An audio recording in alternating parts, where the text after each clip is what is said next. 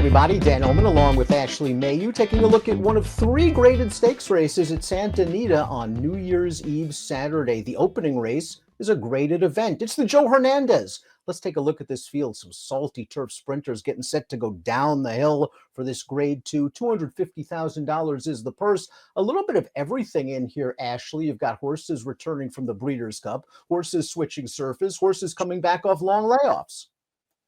Yeah, this is kind of an interesting race to handicap with the 6.5 furlong distance. You mentioned some big names in here like Smooth Like Straight, Long Layoff for Hit the Road, and there's some other horses such as the 5, What Makes Sammy Run, undefeated on the Santa Anita Park turf course. I mean, there's a lot to like in here, I think, from a handicapping perspective, but certainly adds to the complexity of handicapping the race. Well, let's throw up the Timeform US pace projector. I'm a little surprised that this race didn't earn a red bar indicating a fast pace, because you have a horse in here like the number 3 Super Ocho, who was quick enough to be the pace setter in the Breeders' Cup Sprint. And I would think if you're fast enough to outrun the likes of Jackie's Warrior early, you're going to be going fast. The question for Super Ocho is obviously surface and extra distance. The surface is a bit of a question, but it's interesting when you look at his races in Chile. I mean, he does have that turf experience, and actually 3 of his 4 wins have been over the turf. But since coming here, his lone win, looking at the United States, was at Mountaineer, and that was his first start. I will say he's got some okay races under his belt, but he's got the speed. The question is the stamina. A hard-hitting, consistent performer that seems adaptable to any sort of pace scenario is the number 1 Lane Way, coming off a nice second-level allowance victory. We're going to watch that race right now on November the 6th. This race is going down the hill. The pace wasn't fast, and Lane Way was able to get close. That's his tactical speed at work. He was very game to win. He was really game in this race, and he came off a good performance before that I thought was a good conditioning race, going to the 6.5 for the first time in a little bit, and then second time at the distance. He seemed to move beautifully over the Santa Anita Park turf course, and you mentioned it. I mean, he was pretty close to the pace throughout, and it wasn't wickedly quick. I mean, there's going to be pace in this race, but I thought it was nice to see that from him last out. That was a good allowance field he beat last time out. The third place finisher came back, won the Stormy Liberal with a 96 Beyer speed figure. I generally like horses cutting back in distance when they go down the hill at 6.5 at Santa Anita. The 2 Irideo fits that bill. He's run well going route to downhill turf sprint in the past. My main question is he really good enough? This is a very tough race. This is a tough race, and it's a tough race to make that cut back, right? When you have horses with that experience kind of going down the downhill. I think the good thing about him is you look at his record this year, he's been all right. He does have a win from 7 starts, but you look at that Albert 3 back when he was a nice second to Hong Kong Harry. I know it was going a mile, but I thought it was a pretty good race from him. And he made up some ground. It was a big field. He was mid-pack early on, but he was pretty far off of it. I just don't know if this is the right spot for him. Yeah, he figures to be outrun early. He was in against Hong Kong Harry last time out in the Seabiscuit. He just doesn't have that horse's closing punch, but the Seabiscuit's been productive. The third place finisher came back to place in the San Gabriel with a 94 Beyer. Super Ocho is next. We touched upon him. This horse is very, very fast. You mentioned he has run some nice turf races in his native Chile. He has speed. Maybe they let him go early, but it's hard to imagine with horses like Smooth Like Straight in here that he's going to get an easy lead.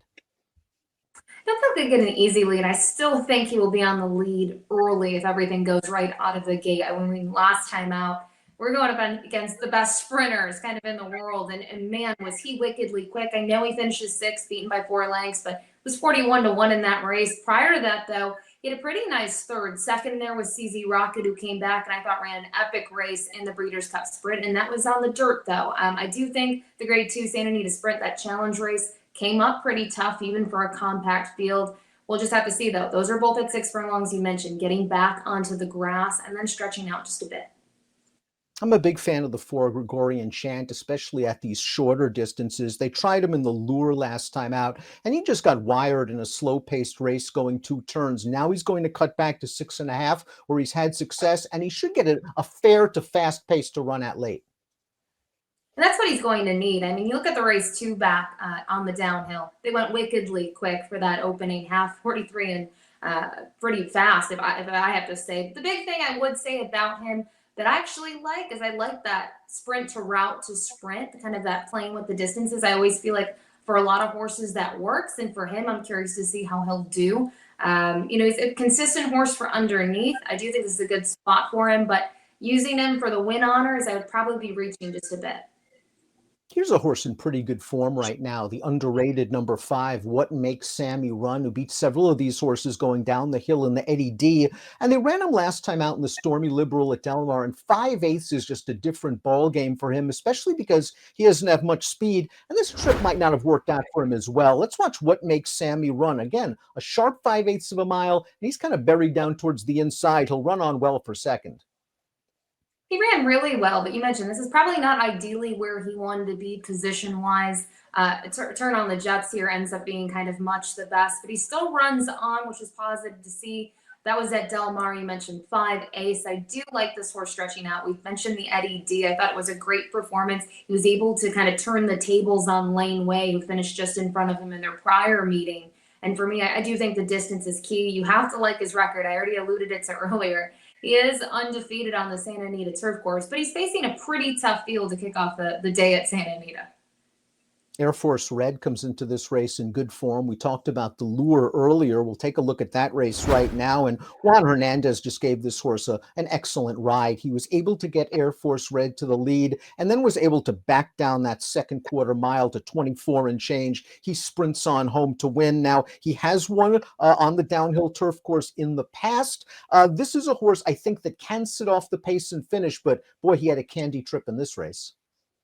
It was a perfect trip. You mentioned Juan Hernandez really knew how to get him comfortable on the front end, and I think that's why we saw such a big performance from him.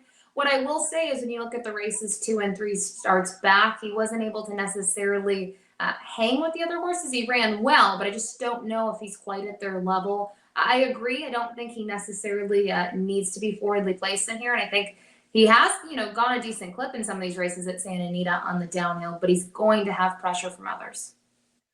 Another horse cutting back in distance, and they've experimented with the distances a lot, is the number 7 Front Run the Fed. I think he is much better at these shorter trips. His last race is an utter throwout. He had no chance from a class perspective anyway in the Breeders' Cup Mile. He occasionally runs an okay race at shorter distances. I wonder if at this point in his career he's a notch below graded class.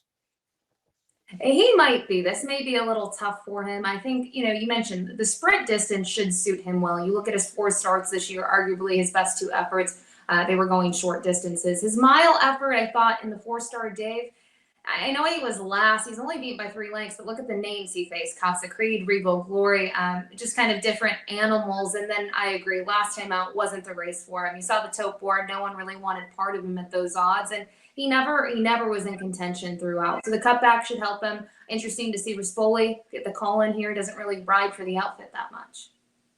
Frankie Dettori takes the mount on the number 8 Hit the Road, and it's a shame that this horse has sort of just been stymied by various physical problems. He won 4 consecutive races between 2020 and into 2021, and then he was entered in the 2021 Breeders' Cup. He was a vet scratch that day. He then ran in the Pegasus World Cup almost a year ago, and trainer Dan Blacker said he just didn't feel like the horse was doing well leading up to the race. He ran an even 6th.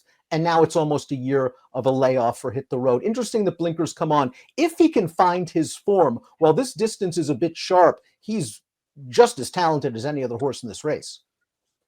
He is. I think you look at some others and you Hit the Road and Smooth Like Straight are probably the 2 that the names really jump out on the page. And the layoff is obviously a concern. It's been a long time since we've seen him. Now he's going to go from going longer on the turf to cutting back, which I don't mind, though, off the long layoff. And I have to say, trainer Dan Blacker's done an incredible job with this horse. He's a 5-year-old. He's only raced 13 times, but he's been in the winner's circle 6 of those efforts. And I do think I like that when I go down the page, he's had these breaks. Nothing's as significant, but he's been able to kind of fire a decent race on the comeback. And you have to like that he's getting back to Santa Anita. I mean, that's his home base. That's what he's used to. Up next is a big priced runner, the number 9 Kiss Today Goodbye, who's shown some credentials on the main track. He is a graded stakes winner, going 2 turns on the dirt. Hasn't raced on the turf in about 2 years. He's hoping the rain comes. The reason why these turf races at Santa Anita on Saturday are scheduled early in the card is to try to beat the expected rain. Yeah, they've been talking about it's a phrase that doesn't usually go with California is rain, but they are expecting rain, and you said it best. I mean, Kiss Today Goodbye is going to hope they're off the grass. He is 0 for 4 in the money on the turf course. I don't see that really, happening for him. And you look at even at his dirt races, if this were to get washed off, I think he's going to still need to improve a bit. Smooth Like Straight's one of the classiest runners in this race. He's banked over $1.7 million. He's a pleasure to own, and he's been frustrating for bettors because during his string of 9 consecutive triple-digit buyer efforts, he's only won one of those races and a lot of close calls. Last time out in the Seabiscuit, he got caught up in a fast pace in a race that we talked about, Hong Kong Harry, when won from way out of it. This is going to be a little bit of a challenge for him, turning back in distance and not exactly being the pace setter, but on the chase. Yeah, I think he'll be on the chase. Even though he's been forwardly placed in those longer races, I just don't think he's as quick as maybe a couple others in here. You said it best about the whole the betting angle. I learned my lesson a little too late. I was trying to get him home in a lot of races, and he's just been second best. He's not getting beaten by big margins. So at this point, they decided to try something different. I think you have to when you're 1 for 12 of the past 2 race years. He's going to need a little bit more, but he's coming out of some of the best races that California in terms of the turf course offers at either Del Mar or Santa Anita. The only, bad race that I would say he really had this year was 2 back in the Breeders' Cup Mile at Keeneland. I think he's another one. He gets back to Santa Anita. Johnny V stays aboard him. There is some interesting factors to consider. I'm just not sure how he's going to fare at this shorter distance for the first time. Completing the field will be a horse that'll be a nice price on the tote and is no stranger to pulling off upsets. It's the number 11, Sigiloso, who just took down a second level allowance at a big price. Let's watch this race going down the hill at Santa Anita. He shows some moxie, splitting horses in the stretch and getting up gamely. This is a race where one of the also-rans has already come back to win with a 92 buyer. This is a really good, gritty effort. Like to see this from him in the stretch because it certainly wasn't easy for him. And he's just been interesting to kind of watch his transformation. This is a horse that was really going long on the turf for the early part of his career. And to me, these last 2 efforts are some of his best efforts. They've been on the cutback 5/8, probably too short for him at Del Mar, and he showed 6.5 is what he needed. He did get a bit of a setup. He figures to get a setup once again. He does have that outside post, though.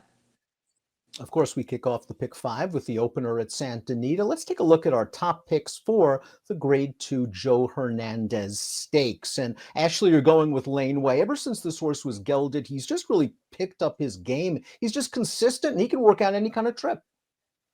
I mean, he's just simply hard to knock. You mentioned consistent. You look at his record this year, he's been really strong. I know he only has that 1 win from those 4 starts, but I thought 2 back in the Eddie D. He still ran a great race with a 95 buyer speed figure. Loves Santa Anita. And Richard Mandella, I don't necessarily know if I think turf sprints, but I used Formulator, did a bit of digging with horses that won last out in a turf sprint the last 5 years. He's 20% in terms of wins. The big one, though, 65% in the money. So I'm going with Laneway. If he doesn't win, I do think top 3 is definitely within the reach. I'm certainly using Laneway in the pick 5. I think he's just a very logical contender, and he might actually fall through the cracks from a wagering standpoint. Hit the road has a lot of questions to answer, obviously. We haven't seen him in a long time, and the distance might be sharp for him. But I think that when he's at his best, he's one of the better middle-distance turf horses in Southern California. I want to give him a chance off the bench. 1-5-10-8 for Ashley, 8-1-10-6 for me. It's the first of 3 graded stakes races on the New Year's Eve Saturday card at the Great Race Place. Good luck.